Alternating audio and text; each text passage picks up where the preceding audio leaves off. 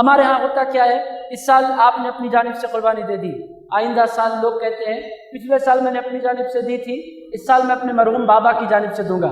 بیٹا ہے، باپ سے محبت ہے، باپ سے محبت کا جذبہ سچا ہے، مگر عزیزان گرامی قدر یہ بات آپ ذہن نشین رکھیں کہ قربانی ہر سال صاحب استطاعت پر واجب ہوتی ہے۔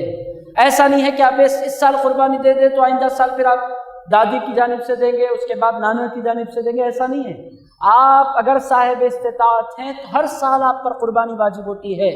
اور اگر آپ کی بیوی کے پاس سونا ہے، آپ تنہا قربانی دے کر نہیں نکل سکتے، چونکہ آپ کی بیوی کی قربانی بھی اسے تو مسائل نہیں پتہ ہوتی، وہ تو مسجدوں میں آ کر نہیں بیٹھتی، وہ کہاں سے جانے گی کہ اس پر بھی قربانی واجب ہے۔ یہ آپ کے ذمہ ہے، جن کو اللہ تعالیٰ نے بیوی والا بنایا اس کے ذمہ ہے کہ اگر اس کی بیوی کے پاس سونا ہے اور وہ صاحب استطاعت ہے تو پھر اس کی قربانی بھی آپ پر لازم ہے۔ یا تو آپ گائے میں بڑے جانور میں حصہ لیں، اگر نہیں لے سکتے تو پھر بکرا اگر ذبح کر سکتے ہو بکرا ذبح کریں، ورنہ کم سے کم حصہ بیوی کی جانب سے ضرور لیں۔ پہلے یہ دو کام آپ کریں، اس کے بعد پھر مرحومین کی طرف آپ جائیں۔ ایک صاحب نے کہا میں قربانی اس سال نہیں دوں گا، مجھ سے کہا ایک صاحب نے پچھلے سال، اس سال کی قربانی میں نے بہت خوبصورت جانور لایا، میں رسول اللہ کے نام پر قربانی کرنا چاہتا ہوں۔ میں نے ان سے کہا آپ کا حضور سے محبت کا جو جذبہ ہے اس جذبے کو میں سلام پیش کرتا ہوں، وہ جذبہ ہے ہی ایسا، حضور پاک سے آپ کی جو محبت ہے ہونی چاہیے ہر غلام کو۔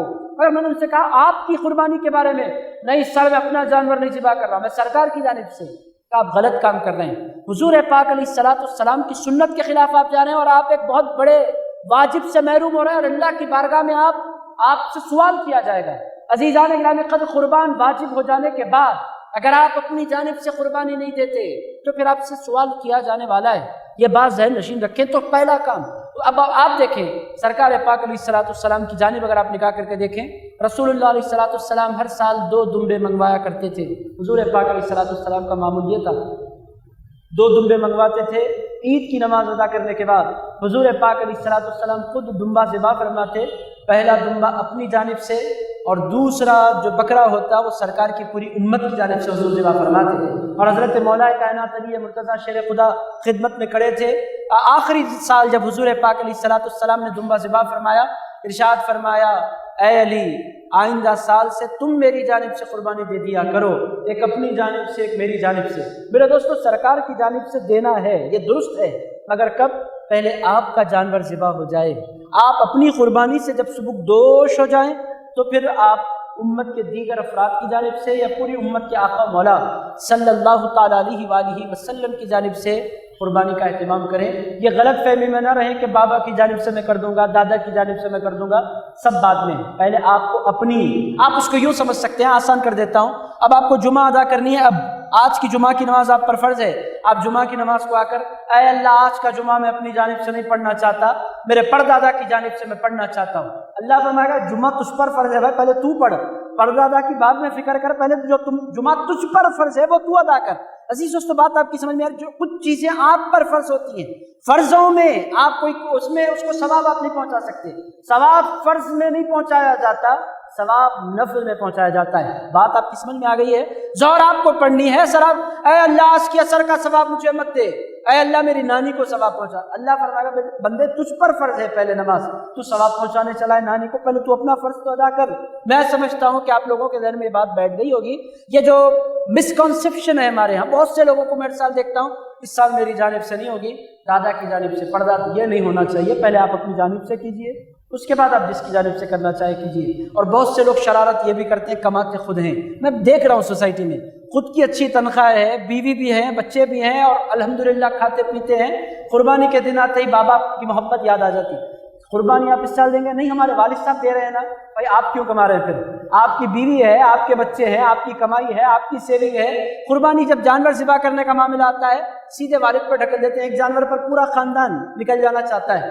عزیزان گرامی قدر، ہر صاحب استطاعت پر قربانی لازم ہے۔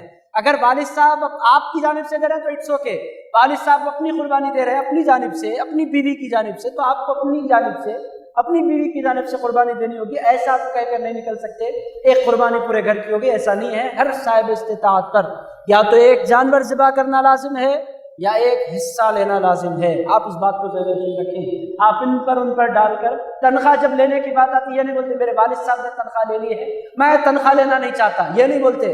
تنخواہ لیتے وقت ایک ایک روپیہ کاؤنٹ کرنا آتا ہے، اور جانور ذبح کرتے وقت والد صاحب پر ڈھکیل دیا جاتا ہے۔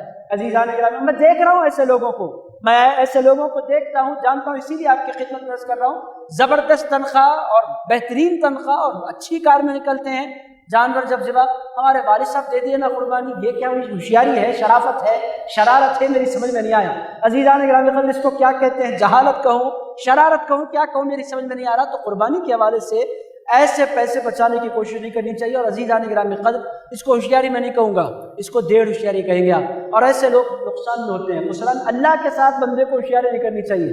عزیزان گرامی قدر، وہ بہت قدرتوں والا مالک ہے۔ آپ اگر 10,000 15,000 بچانے کی کوشش کریں گے، اللہ 1 لاکھ نکال سکتا ہے، 1 لاکھ نہیں 10 لاکھ نکال سکتا ہے۔ ایک جھٹکے میں اگر کیئر کی ایک چکر لگ گئی، اپولو کی ایک چکر لگ گئی، تو اللہ یاد آ جائے گا۔